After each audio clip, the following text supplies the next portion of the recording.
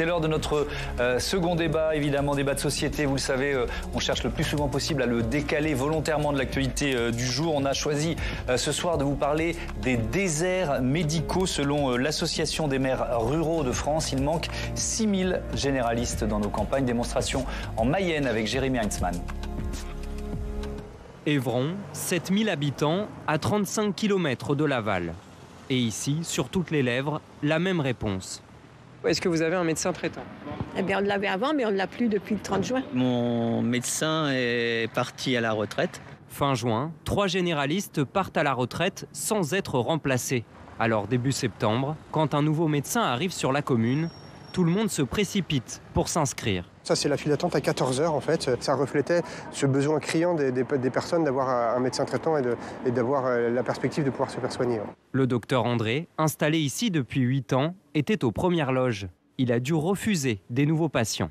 On ne peut tout simplement pas les accueillir, donc il y a beaucoup d'amertume, beaucoup de la colère un petit peu. Dans ce cabinet médical, il exerce avec 4 autres médecins à temps partiel. Grâce à un fonctionnement collectif, l'endroit attire de jeunes praticiens et va même s'agrandir avec ses préfabriqués. On aura 2 bureaux de consultation, un 3e bureau qui servira soit à l'arrivée d'une orthophoniste, soit une extension à un 3e bureau médical, on va voir. Un nouveau généraliste s'installera en novembre, mais c'est encore insuffisant. À Évron, 1800 habitants resteront sans médecin traitant. Une arrivée compense la moitié d'un médecin à peu près qui part en retraite. On a besoin d'accueillir encore environ 2 à 3 jeunes médecins, je pense. Aujourd'hui, il manque plus de 200 médecins généralistes en Mayenne. Et à quelques kilomètres de là, à Jublin, dans le nord du département, le désert médical est encore plus marqué. On a une salle d'attente et aussi un petit studio où il y a kitchenette et puis salle de bain, chambre. Un cabinet complet, mais sans médecin pour exercer. Depuis le départ à la retraite, au printemps dernier, de la seule généraliste du secteur. Aujourd'hui, il faut faire à peu près 25 à 35 km pour trouver un médecin traitant quand on peut en trouver un. Pourtant, l'élu ne baisse pas les bras. Avec le maire de la commune voisine, ils ont envoyé ce courrier à 300 médecins parisiens. C'est pas une bouteille lancée à la mer, mais en se disant qu'on touche 300 médecins au hasard qui, soit eux-mêmes, soit leur entourage, soit des collègues, soit des amis, souhaiteraient peut-être quitter leur vie parisienne. L'objectif, vanter les mérites de la Mayenne pour tenter de les attirer. On a le plein emploi, on a une richesse culturelle importante sur notre territoire. On s'est dit que si on était encore plus démunis que les autres régions, c'est peut-être parce qu'on n'est pas aussi connu que d'autres régions. Si on n'agit pas aujourd'hui pour faire venir un médecin sur notre territoire, c'est l'ensemble de nos populations qui va se retrouver sans médecin traitant. Un appel resté pour l'instant sans réponse dans cette commune de 750 habitants. Si on peine à trouver des généralistes à la campagne, à Laval, ce sont les médecins spécialistes qui commencent à manquer. On va se retrouver sans gynécologues médicaux libéraux en Mayenne dans quelques temps. Donc c'est vrai que c'est très inquiétant. On attend plus d'1 an pour un rendez-vous d'ophtalmo en consultation publique à l'hôpital. On attend 9 mois, presque 1 an en cardiologie. Non, c'est très inquiétant. Et pour cet infirmier en hôpital, il faut encourager les internes à venir se former ici. On sait que les internes d'aujourd'hui, c'est les médecins de demain dans nos hôpitaux et dans nos territoires. Donc il faut peut-être réfléchir à décentraliser cette formation hyper centrée sur les CHU dans nos hôpitaux périphériques pour vraiment montrer ce que c'est la médecine aussi de tous les jours. Une situation désormais urgente en Mayenne, où l'on estime que 30% des habitants se font soigner en dehors du département. Pour ce débat sur les déserts médicaux, je vous présente tout de suite mes invités. Olivia Fregnault, bonsoir, bienvenue. Vous êtes présidente de l'Intersyndicale nationale des internes. Frédéric Bizard, bonsoir. Bonsoir. Bienvenue à vous, économiste spécialisé des questions de protection sociale et de santé, professeur d'économie affilié à l'ESCP Europe et puis auteur de ce livre « L'autonomie solidaire en santé, la seule réforme possible ». C'est aux éditions Michalon. J'accueille également Frédéric Valtou, bonsoir. Bonsoir. Bienvenue, vous êtes député Horizon de la Seine-et-Marne et ancien président de la Fédération hospitalière de France. Vous avez passé le relais il y a quelques jours. Une quinzaine de jours. Une quinzaine de jours. On est en duplex également. Et je l'accueille avec Christophe Dietrich, le maire de Laigneville. Bonsoir à vous. 5000 habitants environ, Laigneville, c'est ça ? C'est ça, oui. Bon, et je vous donnerai la parole dans un court instant. Laetitia Krupa, éditorialiste politique, est restée à mes côtés. Peut-être une carte pour ouvrir ce débat. Elle nous permet en fait de visualiser un peu ce que sont les déserts médicaux. Alors on va les voir apparaître, les déserts médicaux. Elle est pointilliste, hein, mais ils sont en rouge. Là, c'est un manque criant de médecins généralistes. Les zones oranges sont également en sérieux déficit. Les vertes sont excédentaires, c'est intéressant. Et sinon, les cases blanches, on va dire, les zones ou les circonscriptions blanches, on peut dire que tout va bien. Carte réalisée par l'Association des maires de France. Les données datent de ce mois d'août 2022. Donc c'est très récent. Mais Frédéric Bizard, quand on parle de déserts médicaux, c'est pas nouveau. Est-ce que ça s'aggrave? Est-ce qu'on peut déjà faire ce premier constat? Oui, ça ne peut que s'aggraver parce qu'on est dans un cercle vicieux qui fait que vous avez à peu près 50% par exemple, des médecins généralistes qui ont plus de 55 ans, donc beaucoup partent en retraite, laissent derrière eux des cabinets médicaux avec moins de praticiens parce que les praticiens ne trouvent pas suffisamment rapidement de remplaçants. Et donc, les praticiens souvent assez âgés, proches de la retraite, finissent par craquer, s'en vont, etc. Donc, on est dans ce phénomène-là, sachant qu'on a augmenté le numerus clausus il y a déjà une douzaine d'années, ce qui fait qu'on commence à avoir des promotions qui sont plus importantes, d'où la part très importante de comment est-ce qu'on traite les internes. Je pense qu'on va y venir tout à l'heure. Donc oui, on est dans ce cercle vicieux. Il faut savoir que ce cercle vicieux, il a démarré dans les établissements pour personnes âgées, où il y a quasiment moins d'un médecin par établissement, donc un énorme désert médical. Puis c'est poursuivi à l'hôpital, où on a aujourd'hui à peu près 30% de taux de vacances. Je ne sais pas exactement le dernier chiffre, mais enfin on était à 30%. Et puis avec un phénomène de mercénarisation, on y reviendra en ville parce qu'on a beaucoup mercénarisé les médecins à l'hôpital pour essayer de combler. Et donc là aussi, on est dans un cercle vicieux, c'est-à-dire qu'il y a de plus en plus de médecins installés qui se transforment en mercenaires. Et je crains parce qu'ils sont en ville beaucoup plus chers. Ça veut dire quoi, mercenaires? Mercenaires, ça veut dire que on estime qu'il y a 7 à 8 000 médecins, probablement plus aujourd'hui, qui vont combler les postes vacants dans les autres hôpitaux en étant payés extrêmement cher. Ça coûte à peu près 1,4 milliard de plus à l'hôpital. Donc on va probablement avoir ce phénomène-là. Ça peut aller jusqu'à quel prix pour une journée de travail, pour un mercenaire, je reprends l'expression de Frédéric Bizard?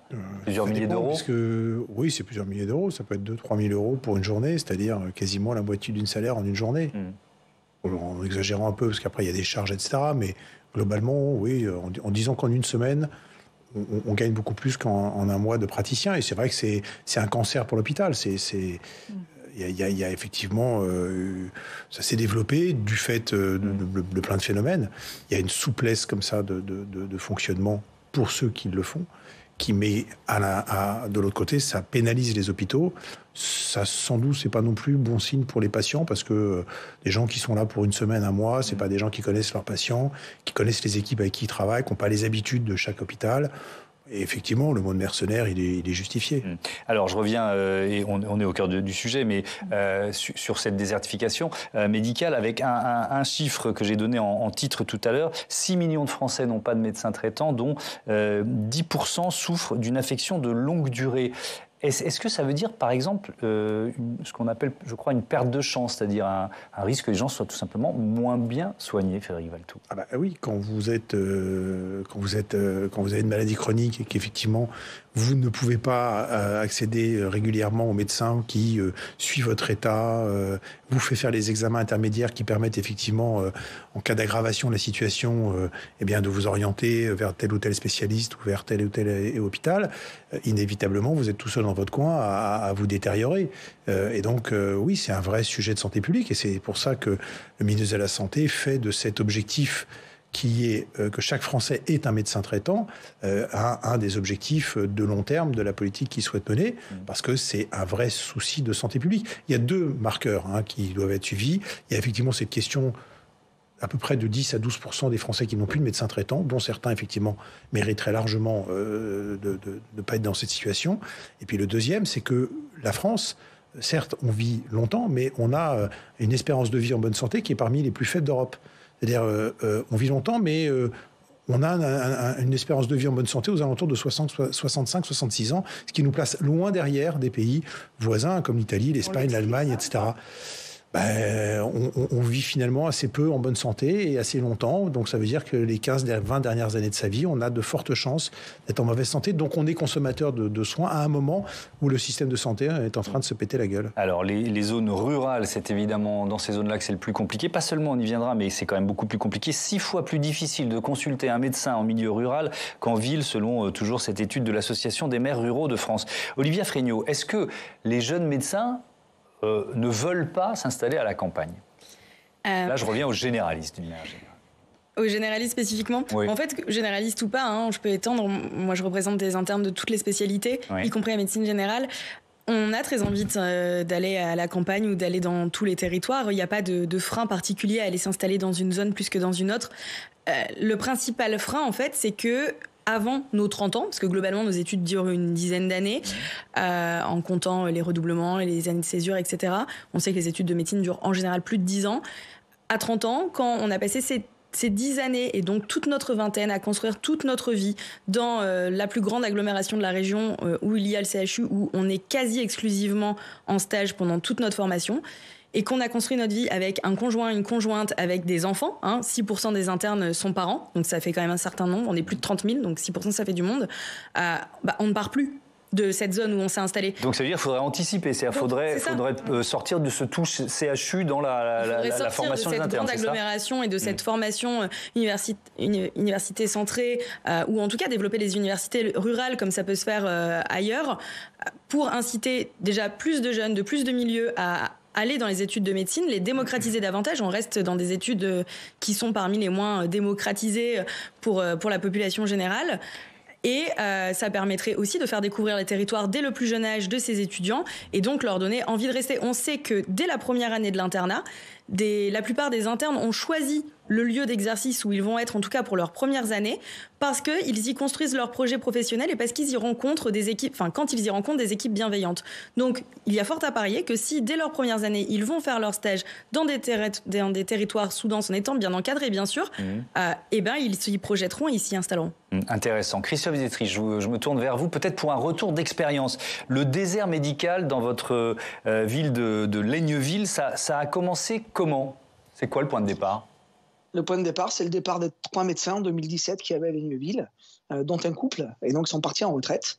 Et je me suis retrouvé du jour au lendemain sans aucun médecin. Voilà, tout simplement, pour 5000 habitants, et on est à 60 km de Paris. Et à 60 km de Paris, on est en plein désert médical. C'est ça la réalité aujourd'hui. Et quand vous entendez Olivia Fregnault évoquer la possibilité de commencer sa formation dans des plus petites villes, qu'est-ce que ça vous inspire? Je suis assez dubitatif là-dessus. Il ne faut pas oublier quand même que ça fait 40 ans que ce sont les médecins qui font les règles pour eux-mêmes. Et je me rappelle quand on a fait les grandes lois de santé des années 90 où on disait qu'on allait droit dans le mur, les médecins nous disaient la main sur le cœur, vous inquiétez pas, nous sommes des gens responsables, ne nous mettez pas de contraintes, nous n'aurons pas de désert médical en France.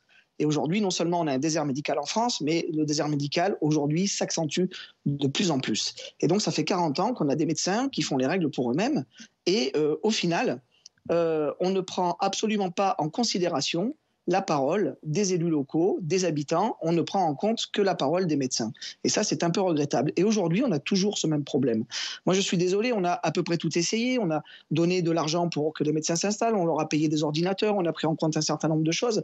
Je crois qu'on arrive à un moment où il faudrait un peu de courage politique pour mettre de la contrainte. Je ne conçois pas qu'aujourd'hui, on puisse contingenter le nombre de pharmacies par rapport au nombre d'habitants, et on en a à peu près partout, et qu'on ne soit pas aujourd'hui en capacité de faire la même chose pour les médecins. Alors je sais que ça ne va pas plaire ce que je dis, je sais que ce n'est pas du tout ce que les médecins veulent entendre, mais nous, aujourd'hui, c'est la seule solution qui permettra de pouvoir lisser sur le territoire le nombre de médecins qu'on a actuellement. Alors, contrainte ou incitation, on est au cœur de notre débat. Qu'est-ce que vous répondez? Alors, Frédéric Bizard, je vous voyais tiquer. Oui, parce qu'on peut être en désaccord. On peut être en désaccord avec les solutions, mais enfin, il faut être en accord avec le diagnostic. Qui a réduit par 2 le numerus clausus pendant 15 ans, qui a fait qu'on a asséché en fait la capacité de renouveler justement ce vieillissement de la population? Ce sont les médecins. Qui a proposé des mesures extrêmement incitatives pour que les médecins partent en pré-retraite dans les années 90? Ce sont les médecins? Non. Donc vous dites que ce sont les politiques. Donc je crois que non, mais la responsabilité elle est collective. Elle est collective. Je rappelle que la médecine est gérée par une convention collective qui est négociée entre l'assurance maladie et les syndicats de médecins. Non mais c'est les sont les médecins libéraux. Non mais c'est vrai. C'est au cœur du problème. C'est les médecins libéraux. Ne cherchons pas à jeter le propre sur les autres, c'est idiot. Bon, oui, je pense que d'abord il y a une responsabilité collective. C'est important de le dire parce qu'il y a des syndicats de médecins qui ont soutenu aussi un certain nombre de ces mesures-là. Donc, mais vous savez qu'un médecin, ça a 3 tribunaux au-dessus de ses têtes. Quand j'entends ah oui mais les médecins il faut arrêter de les laisser faire ce qu'ils veulent. Enfin c'est une méconnaissance de la médecine qu'il faut juste un petit peu rectifier. Encore une fois, on peut être d'accord sur... on est d'accord. Alors, je suis désolé. Oui. Allez, on va donner la parole à Christophe Dietrich. Les médecins sont des libéraux, je l'entends bien. Il ne faut pas oublier quand même qu'ils sont payés avec de l'argent public, que c'est l'argent de la cotisation des Français et qu'à ce titre, les Français ont droit à un retour sur investissement sur la santé. Vous trouvez que les médecins ne travaillent pas assez, par exemple ? Moi, je peux vous parler du retour sur investissement que subissent les internes, il n'y a aucun souci. Je peux vous parler de ce que c'est que les études de médecine. Les études de médecine, c'est des trucs... Monsieur Dietrich, on va laisser parler Olivia Fregnault, il vous répondrez après. Alors, reprenez du début, parce qu'on ne s'est pas compris, tout le monde parlait en même temps. Allez-y, Olivia Fregnault, s'il vous plaît. Vous voulez qu'on parle de l'investissement que fait la société vis-à-vis des études de médecine, il n'y a aucun souci. Moi, je peux parler de l'investissement que font les internes tous les jours pour faire le choix d'aller soigner plus tard, au bout de 10 années d'études, d'aller soigner des gens, d'aller en prendre soin. On a tous à cœur cette vocation-là. Et pour aujourd'hui, ce que ça coûte, c'est des troubles psychologiques, c'est 40% des internes qui sont en dépression, c'est 60% de burn-out, c'est 70% d'anxiété pathologique. C'est la population qui se suicide le plus en France. Donc, il n'y a aucun souci. On peut bien sûr parler de ce que les internes doivent à la société. On peut aussi parler de ce que l'État, le gouvernement, l'hôpital ou qui vous voulez doit aux internes. Je pense en tout cas que ce qui est sûr, c'est que les internes n'entendent pas, et je le dis avec grande conviction parce que j'en représente 30 000, n'entendent plus payer le tribut des erreurs passées, parce que c'est ça qu'on nous demande de faire, de dire que nous, on va aller s'installer, nous les jeunes, parce qu'il y a 30 ou 40 ans, des gens, peu importe qui ils sont, ont décidé de mieux se partager la part du gâteau. C'est non. Vous dites non à la contrainte et au contingentement. Un mot, Christophe Dietrich, et je vais vers Frédéric Valletoux juste après. Rapide. Je suis désolé. Moi aussi, j'ai bouffé des cailloux jusqu'à l'âge de 28 ans et je ne considère pas pour autant que l'État me doive quelque chose, ni personne. Vous comprenez ? Donc ce discours culpabilisateur, il faut un peu en sortir si on veut pouvoir avancer. Après, sur le fait que vous n'ayez pas envie de payer les errements de vos prédécesseurs, mais je l'entends très bien. Malheureusement, aujourd'hui, la situation escalée, c'est un fait. Et donc, il faut y faire face. Alors, il faut trouver des solutions.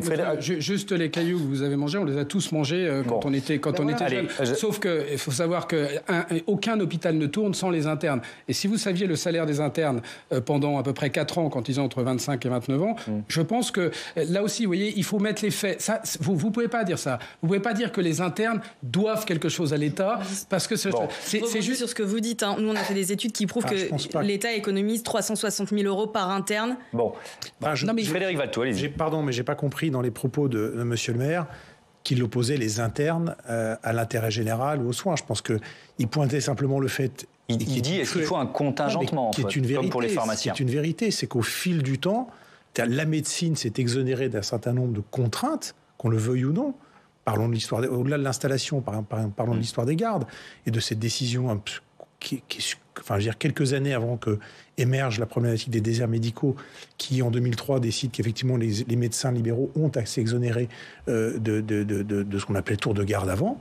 Donc les jeunes y sont pour rien. C'était il y a une vingtaine d'années, mais enfin la réalité elle est là. On ne parle pas du siècle dernier, c'était il y a 20 ans. Eh bien c'est vrai que se sont allégés d'un certain nombre de contraintes et ont du mal aujourd'hui, pas la jeune génération, mais les syndicats, à comprendre que le temps a changé, que les Français attendent autre chose des médecins en général, et qu'effectivement, c'est compliqué aujourd'hui pour eux de faire un chemin arrière à celui qui a été fait pendant longtemps. Donc, ils se sont... Pardon, mais c'est vrai qu'aujourd'hui, il y a une médecine à 2 vitesses. Il y a les soutiers, il y a ceux qui sont effectivement les internes, qui sont un peu, je veux dire, pardon, l'expression, elle est vraiment pas belle, mais ceux qui viennent un peu remplir les... Pas les trous, mais en tout cas ceux qui viennent boucher les... Voilà, la variable d'ajustement, voilà, pour le dire joliment. Mais c'est vrai, il faut dire les choses de manière crue, et donc c'est un peu la variable d'ajustement. Il y a ceux qui ont les salaires qu'ils ont, et notamment à l'hôpital, où on ne peut pas dire que les salaires des médecins sont très élevés, et puis il y en a d'autres. Enfin, je veux dire, on le sait, il faut le dire. Il y a une médecine à 2 vitesses aujourd'hui, et puis il y a un monde libéral qui s'est décroché de ce qu'est aujourd'hui l'intérêt général. Alors je vais vous redonner, pardon Frédéric Lizard, mais je vais reprendre la main une seconde. Quand vous savez que sur les mêmes spécialités, selon que vous travaillez à l'hôpital ou parfois dans une clinique, vous gagnez du simple au quintuple ou au quadruple. Dans certaines spécialités comme la radiologie. Parfois, l'hôpital, il est d'un côté de la rue et la clinique, elle est de l'autre côté de la rue. D'un côté de la rue, vous avez les week-ends de garde, vous avez le petit salaire, vous avez les contraintes de ce qu'amène le flot de besoins tous les jours, et de l'autre, vous avez des agendas des programmes que vous organisez, etc. Ce que je veux dire, je ne jette pas la pierre sur cela, mais ce que je veux dire, c'est que progressivement... Il n'y a pas de PUPH, il n'y a pas de recherche, il n'y a pas de professeur d'université. Je ne comprends pas ce que vous dites, il n'y a pas de PUPH, c'est quoi? Il n'y a pas d'enseignants-chercheurs, il n'y a pas de professeurs d'université, donc il y a des gens qui... Allez, vous savez quoi? Je reprends la main parce que ça va continuer d'alimenter notre débat. On va se concentrer sur une mesure qui a été annoncée par le ministre de la Santé. Je propose à Tam Trandmi, qui doit être juste derrière le rideau en coulisses, de nous rejoindre. Donc on est au cœur de cette question contrainte ou incitation. Donc cette idée pour lutter contre les déserts médicaux, c'est donc d'ajouter une 4e année d'internat pour les étudiants en médecine générale. Voilà, une mesure de dernière minute rajoutée au projet de budget de la sécurité sociale pour l'année prochaine. Une mesure qui propose donc d'allonger d'1 an l'internat des médecins généralistes avec un stage effectué en médecine de ville en priorité dans les zones sous tension. Ce n'était pas une surprise, puisqu'Emmanuel Macron l'avait annoncé dès la présentation de son programme comme candidat à sa réélection. Écoutez. La réforme qui a été portée par le ministre de la Santé dans la loi prévoit cette 4e année, qui était une demande des étudiants. Donc là-dessus, ce que je dis, c'est qu'on doit l'utiliser davantage pour permettre d'inciter à des semestres dans les déserts médicaux. Je ne suis pas pour qu'elle soit systématiquement conduite dans ces déserts médicaux, mais qu'il y ait une politique d'incitation qui peut passer par une meilleure rémunération d'une part et un meilleur accompagnement en termes de logement, entre autres, sur ces sujets. Voilà, donc une mesure qui suscite déjà la levée de boucliers des syndicats d'étudiants en médecine qui crient au passage en force au manque de concertation. Et puis il y a aussi l'opposition, l'opposition qui s'oppose aussi, bien entendu, même si les arguments de la droite sont plus de forme que de fond. Parce que la droite avait cette mesure dans ses cartons. Et oui, ça au mois de janvier dernier, le patron des sénateurs Les Républicains, Bruno Retailleau, également candidat à la présidence du parti, a déposé une proposition de loi. Son objectif, je cite le communiqué de l'époque, créer une 4e année d'internat pour les médecins généralistes. Cette année de professionnalisation et de consolidation amènera les internes de cette nouvelle 4e année à exercer en priorité dans les zones sous-dotées. Ça ressemble donc mot pour mot à ce que propose le gouvernement. Le résultat, c'est que Bruno Retailleau, il n'est pas content du tout. Regardez donc ce qu'il a tweeté le 27 septembre dernier. Le gouvernement intègre au PLFSS, le budget de la sécurité sociale, un amendement pour créer une 4e année de médecine, alors qu'un texte sur ce sujet est déjà inscrit à l'ordre du jour du Sénat. Cette méthode n'est ni respectueuse du Parlement ni efficace. Le Conseil constitutionnel risque d'annuler ce cavalier au budget de la sécurité sociale.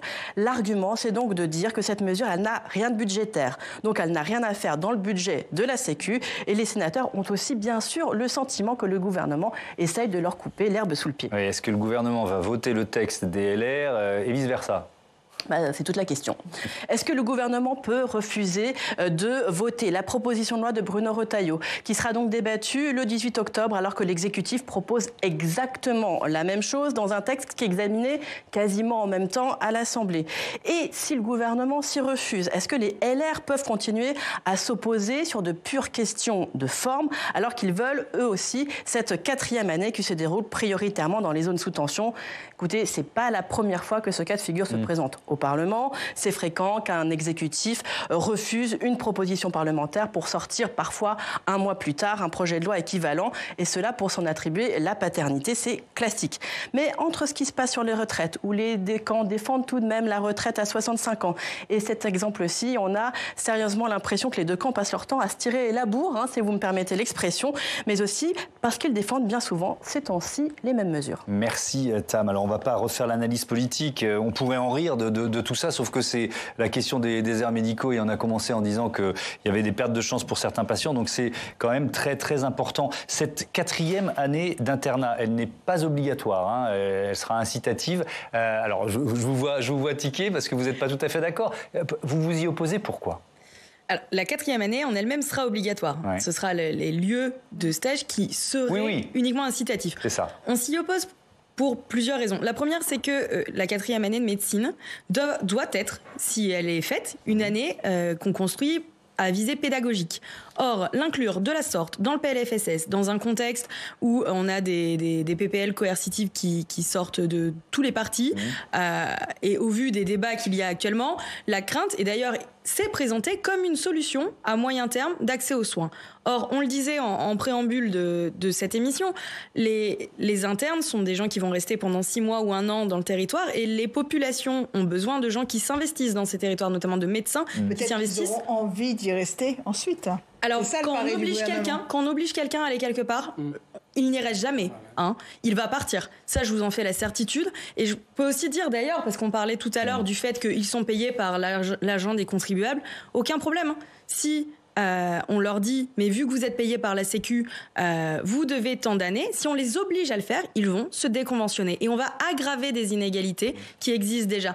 Moi, je pense que vraiment, l'obligation, ça va pas marcher, parce qu'il y a la vérité des chiffres que j'ai cités tout à l'heure. Alors on peut croire que c'est pas bien de culpabiliser avec ça. Le fait est que les internes ne veulent pas d'une 4e année dans les conditions qu'ils vivent actuellement à l'hôpital, et on peut l'entendre, parce qu'en fait ils meurent dans ces conditions, qu'ils ne veulent pas qu'on leur impose leur exercice d'après, alors que pendant 10 ans ils se seront donnés pour pouvoir devenir médecins, et qu'ils ne veulent pas qu'en plus cette 4e année, qui est censée être quelque chose pour mieux les former, pour mieux les aider à prendre en charge leurs patients de demain, soit en fait une mesure à bas coût, parce que c'est ça la vérité, pour le gouvernement, pour répondre à une situation urgente qui est urgente depuis 30 ans. Oui, Frédéric Valletoux, il y a 2 aspects. Il y a effectivement cette 4e année qu'on rajoute dans le cursus de la médecine générale, qui est demandée. Qui est demandée par les étudiants en médecine générale. Non. Je représente 45%. Quand même. Je peux vous dire que ce n'est pas demandé par les étudiants en médecine générale. Et si mes collègues de l'ISNAR étaient là, ils vous diraient qu'historiquement, ils n'étaient pas en faveur non plus de cette 4e année. C'est un mensonge de la campagne présidentielle. C'est un mensonge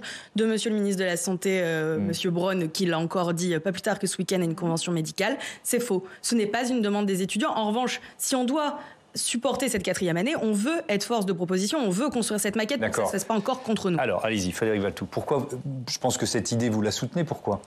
Non, mais ce qui était demandé par les étudiants, c'était de caler, de faire en sorte de reconnaître que la médecine générale était une spécialité, ce qui a été fait il y a quelques années, et de caler donc les maquettes d'apprentissage ou d'études de toute spécialité pour la médecine générale, c'est-à-dire de passer de 3 à 4 ans d'internat. Voilà, c'est tout. Donc, c'était pas... Alors ensuite, cette idée d'inciter à aller dans les zones sous tension. C'est là aussi où je voudrais revenir, parce que on entend du président de la République et du ministre le mot d'incitation, et vous-même vous reprenez en disant on nous fait l'obligation de. D'abord, je voudrais dire qu'on ne va pas dire à tel étudiant, tu vas aller dans ce canton-là ou dans ce quartier de l'Est parisien qui est sous-doté. Il y a les 2 tiers du territoire qui sont quasiment sous-dotés. Et quand je dis 2 tiers, je pense que c'est des chiffres qui datent un peu. Je pense que c'est beaucoup plus, on doit être plus proche des 3 quarts. Donc, je veux dire, la carte est vaste. La carte est vaste pour choisir l'endroit où on va s'installer. Donc, on ne va pas diriger les uns les autres vers des territoires où on ne devrait pas aller. Ça, c'est la première chose. La deuxième chose, c'est incitatif. Ça a bien été dit, le président de la République l'a dit. Dans le projet de loi, j'ai lu le texte qui est proposé par le gouvernement, c'est sur la base de l'incitation. Donc là aussi, c'est pareil. Qui ne veut pas y aller, n'y va pas. Mais qui veut y aller aura sans doute un accompagnement qui sera différent de celui qui ne veut pas y aller. Mais quelque part, il faut bien le comprendre, et je reprends les propos de monsieur le maire de tout à l'heure. C'est difficile à comprendre aussi pour les Français de dire qu'on n'est pas capable, en France, de dire, par exemple, au 12e spécialiste qui va s'installer dans une belle ville attractive de la Côte d'Azur parce qu'il a des conditions de vie agréables, écoutez, est-ce que c'est à la solidarité nationale de payer l'exercice du Xème, je sais pas quoi, moi, cardiologue ou ophtalmo qui va s'installer, alors qu'il n'y en a peut-être pas besoin, qu'on a déjà suffisamment, et qu'effectivement, les besoins, ils sont partout ailleurs. Et le problème, c'est que les médecins font semblant de ne pas comprendre que là, il y a un sujet et qu'il ferait mieux faire des propositions, parce qu'il y a un fossé qui est en train de se creuser entre les médecins et les Français qui ne comprennent plus pourquoi on en arrive là, et pourquoi surtout il y a ce refus systématique de toute solution. Ce rêve de l'État Léviathan qui décide pas du tout. On a vu ce que ça a donné avec l'hôpital. Premier point, c'est une drôle de façon de gouverner. quand même d'agir de la sorte. Votre journaliste l'a très bien dit. D'abord, cette mesure n'a rien à faire dans le PLFSS, qui est une loi strictement réservée à... Mais est-ce que ça peut être une bonne mesure? Je vais venir après, sur l'aspect budgétaire. C'est une drôle de façon de gouverner, de ne pas avant s'assurer qu'il y ait eu une concertation la plus poussée possible avec ceux qui sont concernés. Pas parce que vous annoncez pendant une campagne présidentielle sur un principe très vague que vous avez concerté. Attention quand il y a des débuts de grève avec la jeunesse. Je dis juste que, attention, où ça peut, on ne sait jamais où ça peut aller. Et je, d'ailleurs, parie que ça va avoir un effet contagion. Étant donné la tension qu'il y a dans le système de santé, il y a un risque de contagion très important. Sans interne, les hôpitaux ne tournent pas. Il n'y a pas simplement des problèmes dans les soins primaires, il y aura des problèmes ailleurs. Et votre question est exactement celle qu'il faut poser. Moi, si je pensais sincèrement que cette mesure était efficace, j'en serais le premier défenseur, même si la coercition n'a jamais été véritablement ma tasse de thé. Non, mais on sait bien où ça va. Non, parce mais vous savez bien que on démarre. Ça fait 15 ans qu'on a ces débats. Parce qu'il y a une façon d'être coercitif. Ça fait 15 ans qu'il ne faut rien faire. Sans l'écrire, c'est de dire si vous n'allez pas dans ce territoire-là, votre vie va être une misère. Bon, donc c'est une façon de le faire tout autant. Donc on a vu encore une fois, qu'est-ce qui va se passer? Parce que ceux qui ont le pouvoir dans la médecine, c'est ni les maires, ni l'État, ni les fédérations, c'est ceux qui ont le diplôme. D'accord ? Donc c'est ce qui s'est passé dans les hôpitaux. On a vu quand on a été excessivement directif ou pas assez attractif dans les hôpitaux, les médecins soit sont partis, soit se sont mercenarisés. Donc soyez sûrs d'une chose, c'est qu'il va se passer exactement la même chose dans les territoires, c'est-à-dire que les médecins, les internes, on va leur proposer. Alors ça, on reviendra sur les... quelle est la proposition ? Non, mais il faut savoir quand même. Non, mais on a déjà vécu. Donc une chose. Mais quelle est la proposition pour avancer ? C'est la reconstruction totale du système. Ah, d'accord. C'est-à-dire qu'il faut aller à un service public. On est tous d'accord qu'il faut un service public aussi en ville. Donc il faut construire.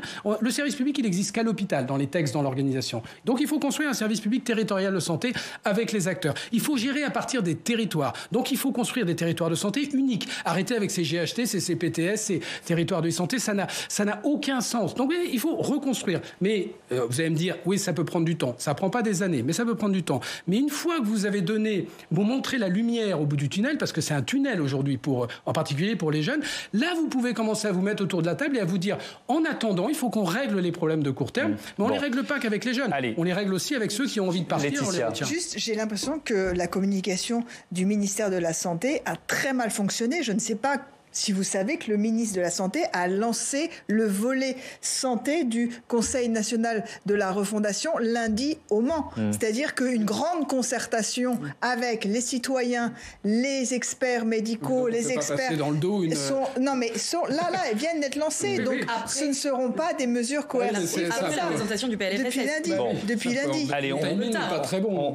On va se poser la question, puisque vous avez pris la parole, je vous la laisse, Laetitia. La question de la marge de manœuvre, on va dire, d'un ministre de la Santé qui est lui-même médecin. Oui, c'est un peu difficile de savoir est-ce qu'on a une marge de manœuvre, une liberté comme ça pour imposer quelque chose à ses pairs quand on est soi-même du sérail. Alors, c'était pas le premier choix de Emmanuel Macron, François Braun. Je vous rappelle qu'il y avait quand même Madame Bourguignon, Brigitte, de son prénom, qui avait été choisie, mais elle a perdu aux élections législatives. Donc, en cas de crise, en général, c'est vrai qu'on appelle le pompier du sérail. On a eu Olivier Véran, médecin pendant le Covid. Là, on a François Braun, qui est aussi médecin, fils de médecin généraliste, ex-urgentiste et syndicaliste. Il a été notamment le conseiller santé d'Emmanuel Macron. C'est lui qui a préparé la deuxième campagne d'Emmanuel Macron, deuxième campagne présidentielle. Et donc on est au cœur du débat que l'on a depuis tout à l'heure. Incitation ou coercition, c'est plus difficile pour un médecin d'imposer la coercition, c'est ce que vous êtes en train de dire ? Oui, j'aimais cette hypothèse.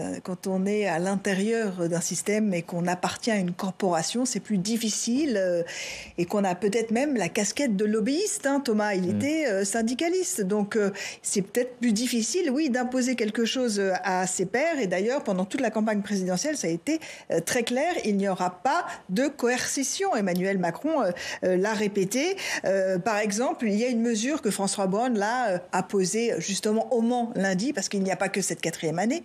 Il y a aussi peut-être une façon d'inciter les jeunes issus de ces zones sinistrées qui veulent être médecins de s'y installer quand on est issu d'un territoire. Peut-être que soi-même on a vécu les difficultés d'accéder à des médecins et qu'on a envie de résoudre le problème une fois qu'on est médecin. François Braun qui affirme aussi qu'à chaque fois que le gouvernement a essayé de contraindre les médecins, il s'est confronté à une levée de boucliers. Ça, c'est vrai. Et il sait le mieux que personne, puisqu'encore une fois, je vous le répète, il était président du syndicat SAMU Urgences de France. Il y a une autre donnée, Thomas, tout de même, on ne va pas tout mettre sur les épaules du ministre de la Santé. Il y a quand même ce corps médical qui est majoritairement Macron-compatible. Donc c'est vrai qu'imposer quelque chose et faire une politique de façon coercitive, c'est certainement difficile pour un président qui préfère dorloter son électorat. Christophe Dietrich, à qui il faudrait confier une grande réforme de la santé, sinon aux médecins? Un élu qui a du courage politique, tout simplement. Aujourd'hui, on a un petit peu le sentiment, et j'entends les discours là qui me semblent un petit peu corporatistes. On a le sentiment aujourd'hui, on a un ministre, vous l'avez dit, qui a été syndicaliste et qui tient parfaitement un discours presque syndicaliste médical. Aujourd'hui, on a l'impression que le ministère de la Santé, les agences régionales de santé, l'ordre des médecins, les syndicats de médecins sont bras dessus, bras dessous, non pas pour faire valoir les intérêts de la population, mais plutôt pour faire valoir des intérêts corporatistes. Du terrain, nous, c'est exactement ce qui ressort du discours que l'on entend de tous ces gens-là. Et on entend toujours le même discours. Aujourd'hui, il faut qu'on sorte un peu des discours, il faut qu'on sorte un petit peu du corporatisme et qu'on se penche vraiment sur les difficultés qu'on a. Quand vous avez des organismes comme les agences régionales de santé qui ont un pouvoir absolu sur lesquels les préfets n'ont absolument aucune donne. C'est une anomalie. Quand les ARS, pour ne pas vous mettre dans un secteur médical sensible, pour pas dire que vous êtes en situation médicale sensible, vous raccrochent aux médecins de Chantilly qui sont à 25 km d'ici, alors qu'entre les deux, il y a le bassin créois, c'est une aberration totale. Et on vient vous dire, mais non, monsieur, vous avez des médecins, en plus vous avez des hôpitaux, bientôt on va nous compter les marabouts et les rebouteux pour nous dire qu'il n'y a pas de désert médical en France. Donc, il y a un moment, il va peut-être falloir qu'on mette à la tête d'un ministère un personnage politique avec le courage politique qui va bien. Oui, les zones sensibles, ce qui permet d'ouvrir des financements. Il nous reste 7-8 minutes. Je voudrais qu'on soit un peu dans la proposition, parce que voilà, on a fait le constat, on a bien compris qu'il n'y avait pas de solution idéale ou de solution simple. Qu'est-ce que vous proposez pour améliorer, je ne pense pas à très court terme, mais au moins à moyen terme, cette question des déserts médicaux? Alors, effectivement, à court terme, c'est compliqué quand ça fait autant d'années qu'on a arrêté d'investir dans un système de santé. Les solutions à long terme, on les a déjà évoquées. À court terme et à moyen terme, je pense que les principaux leviers qu'il faut qu'on développe, en tout cas c'est ce qu'on pense nous à l'intersyndicale, c'est de libérer du temps médical, de permettre aux médecins et de proposer des projets professionnels aux jeunes médecins qui correspondent à ce qu'ils veulent. C'est-à-dire qu'aujourd'hui, on a de plus en plus de médecins qui ne veulent pas s'installer à temps plein dans un cabinet, dans un seul territoire donné.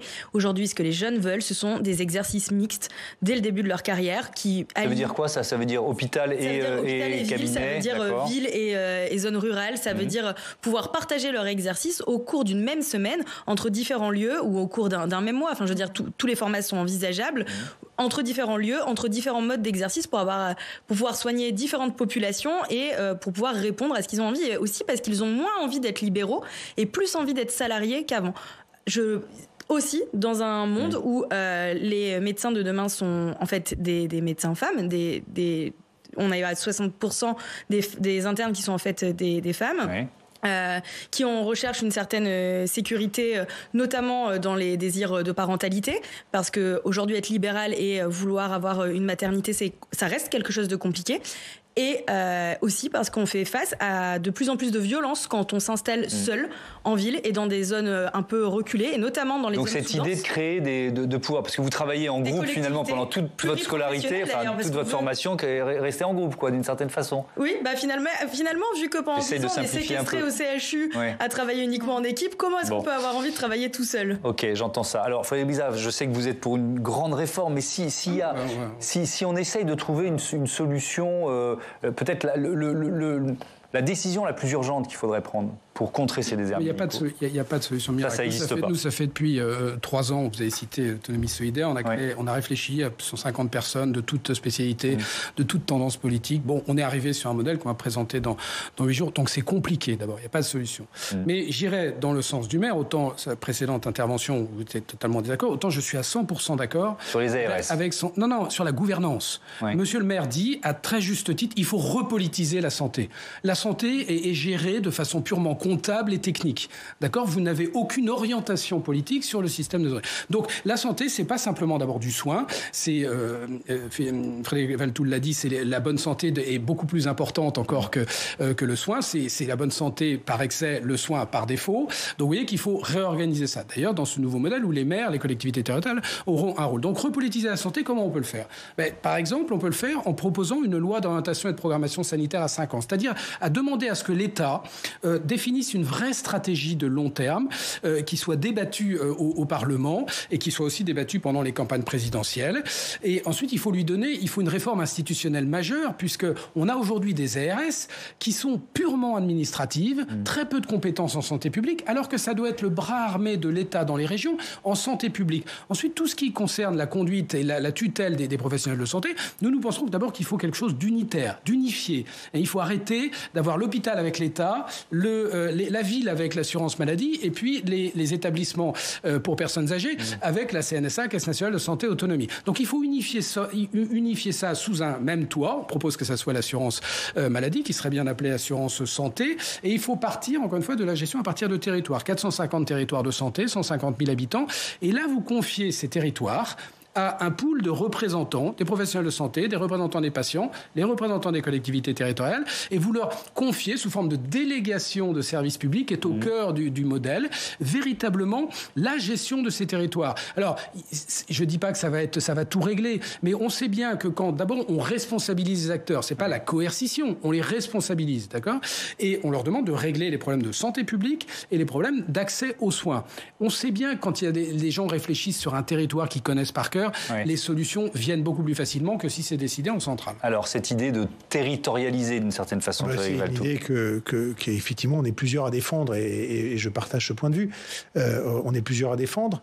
L'idée de donner du champ aussi, de donner de la prévision, et on ne s'est pas concerté, c'est un amendement au PLFSS que j'ai déposé cet après-midi. La création d'une loi de programmation quinquennale sur 5 ans pour la santé. Il y en a bien pour les forces armées, pour la défense. Il y en a bien des lois de programmation pour la sécurité intérieure. La santé est un grand pan de politique publique et on voit l'attachement des Français à ce sujet-là. Et donc de proposer effectivement qu'on ait une loi de programmation quinquennale qui donne des repères sur 5 ans sur comment vont évoluer et les financements et par rapport à des priorités exprimées. Et puis oui, effectivement, la gouvernance, elle est confuse aujourd'hui. Qui comprend qui fait quoi dans le système de santé entre des gens qui n'ont pas les mêmes statuts, qui n'ont pas les mêmes obligations, qui n'ont pas les mêmes charges, qui sont gérés effectivement dans des fonctionnements très différents. Donc repartir du terrain, donner confiance aux professionnels de santé, reconnaître aussi qu'il y a les médecins, mais il y a aussi les paramédicaux, donner plus de responsabilités aux infirmiers, aux infirmières, aux pharmaciens. Alors ça pourrait, alors là je suis très court-termiste, régler une petite partie de la question des déserts médicaux. Il faut tordre le bras là aussi de certains syndicats qui ne sont pas les jeunes, mais qui sont un peu cramponnés